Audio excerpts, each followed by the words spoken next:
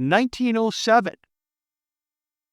L. Frank Baum, B-A-U-M, had a book. In his third book of Oz, you might know Wizard of Oz, Ozzy from Ozma, there was a character, Tik-Tok, man machine. And in this book, he talked about this character saying, I think, act, speak, do everything but live. And that's what we're talking about as a trajectory for AI and robotics. My question is, will AI and robotics, this destructive technology, as Schumpeter, the Austrian economist, might call it, is now upon us and accelerating? AI can now create AI, and eventually AI will be able to integrate with robotics and replace what Mortimer J. Adler calls toil. That is work that you're required to do, but you're really not into.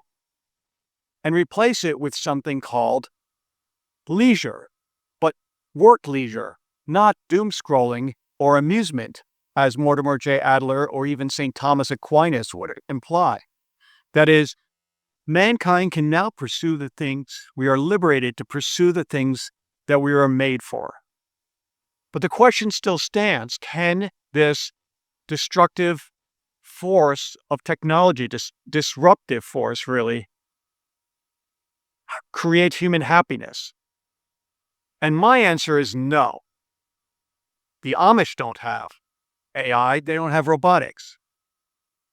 And they seem pretty happy every time I go to Pennsylvania, southern Pennsylvania, right? Much of mankind did not have AI and robotics.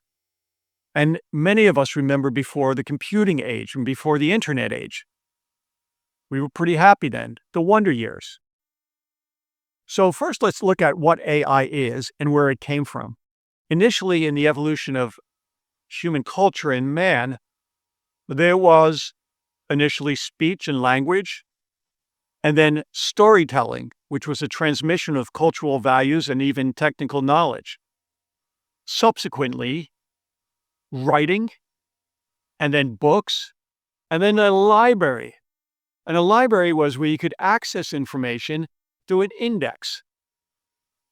And then let's say in the 1600s, probably in France, there were these people called the encyclopedists that promoted the indexing of knowledge even quicker to synopsises, synergistic synopsises and summaries. And, encyclopedias lasted all the way up to probably most of our childhood as a pretty efficient way to learn about the world. I think if you just grew up with a set of World Book encyclopedias or whatever, you would be a pretty intelligent or at least knowledgeable person. Then came the internet, and which is, again, nothing more than a more rapid form of indexing human knowledge. Unfortunately, a lot of that came along with economic incentives to promote websites that were stimulating but not necessarily contributing to human happiness. So much of us spent our lives surfing the web, Reddit, or wherever to find information. And, there's an argument to be said we wasted a lot of our lives online. So that was another form of indexing, but maybe a little bit of a misfire. Because what if human minds did not have that internet? Could they have created something better?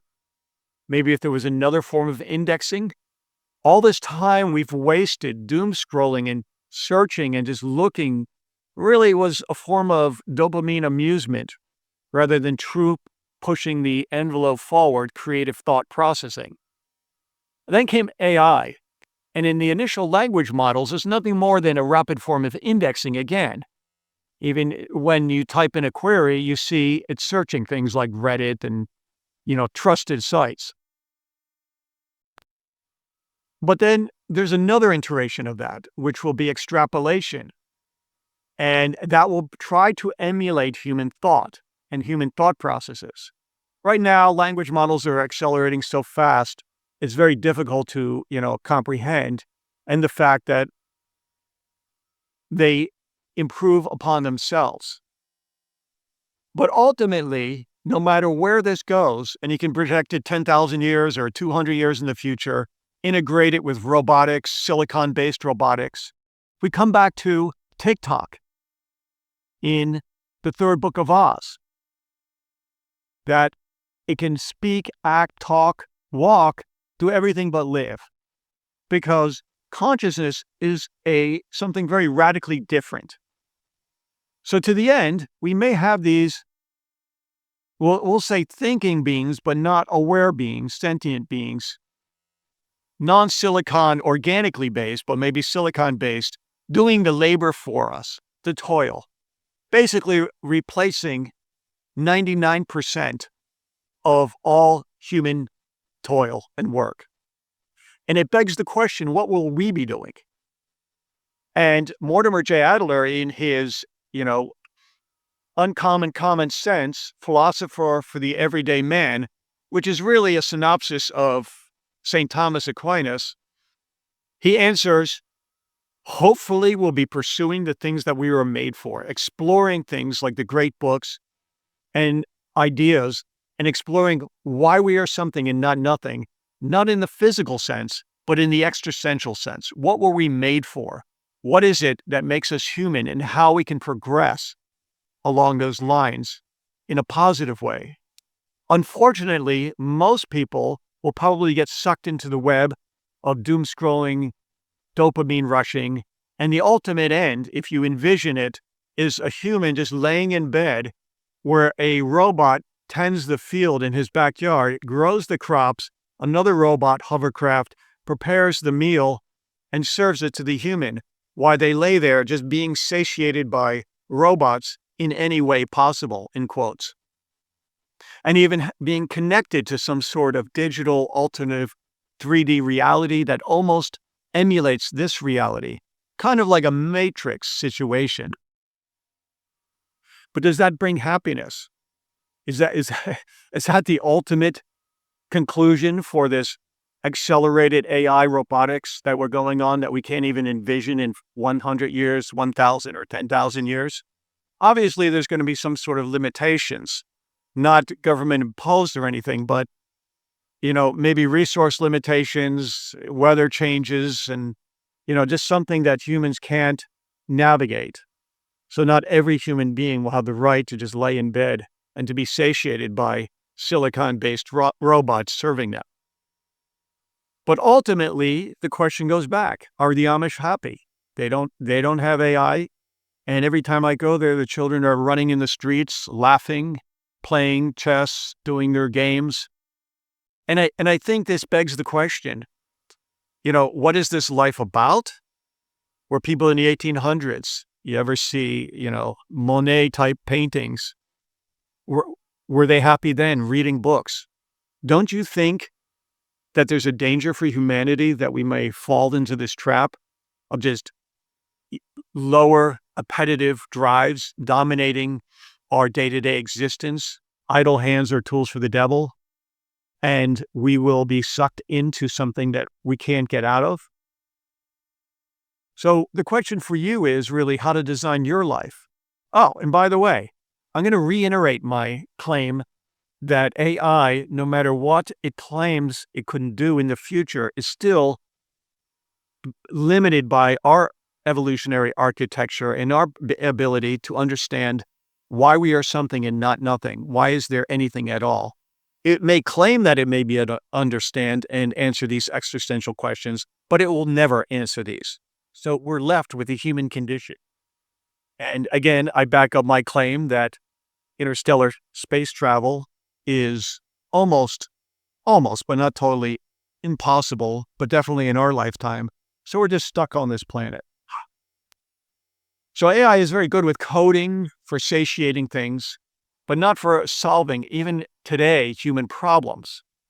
For example, if I were to ask AI, if I was a lonely person, how may I find a mate or even a date, it might say, join some clubs, find people you're connected to. This general AI sludge that you're all familiar with. It doesn't go radical enough. I asked my mom that. My mama, she said, she's now passed, but she said long ago, in the church. She didn't literally mean go to church and find somebody, but, in the context of somebody in your core beliefs. That's a much more precise answer because she knew me personally and in a way that AI can never know me. Even in the future, 10,000 years, doubt it that it will still be able to pick up these nuances of what it is to be human and answer these existential questions. And when the Pope warns against this, he's onto something. He knows that these are nothing more than programs, and they do have a subjective point of view. So it's just as easy as asking, somebody off the street who's not necessarily qualified for you personally. So AI definitely has some perils. It has some benefits, sure. Everybody's using it to, DIY their life faster. YouTube can do that, University of YouTube, or AIs, tell me how to do this. It crystallizes and summarizes human knowledge very quickly. But again, I go back to, a lot of that could have been done with encyclopedias, maybe some, medical journals if you're into medical things, or just something else. I'm not saying replace it, but I'm just saying caveats as we go forward. And this AI is a destructive and disruptive technology, like Schumpeter, the Austrian economist, predicted. Just be aware as it just sucks all the jobs away, and it will, have no doubt, and the race will be for capital control. There was often discussion about this also, something called the machine problem in the early 1800s, later 1800s, early 1900s. Vixel. As the race for capital control, and those are the people, as the jobs disappear, the musical chairs will have the power. Mankind is going to have to make sense of this, but not just mankind, you personally. You have to ask yourself, what is the meaning of life? Why are we here?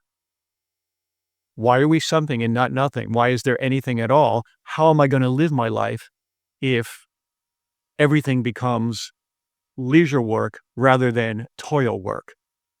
And how can we defend against amusement, endless amusement, and the illusion and delusion that this technology will bring, especially in terms of our repetitive copper-based satiation of needs? Because we are humans, and the evolutionary architecture of our brains have designed us to some extent to want more and more and more without the brake mechanisms.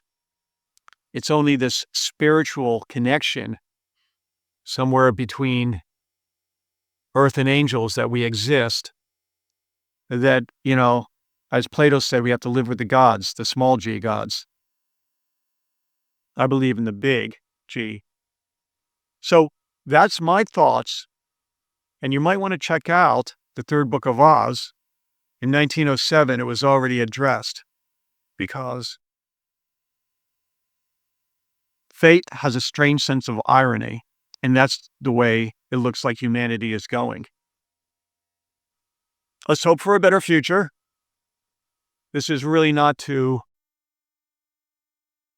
make the ultimate point, but just to bring awareness to what's happening in the job market, in the economy, and in your personal life, and how it may affect your life. So you'll be better prepared to address this through a humanistic, spiritual path. Again, my name is Mark Biernat. I'm a monetary economist. Have a beautiful day. Thank you very much.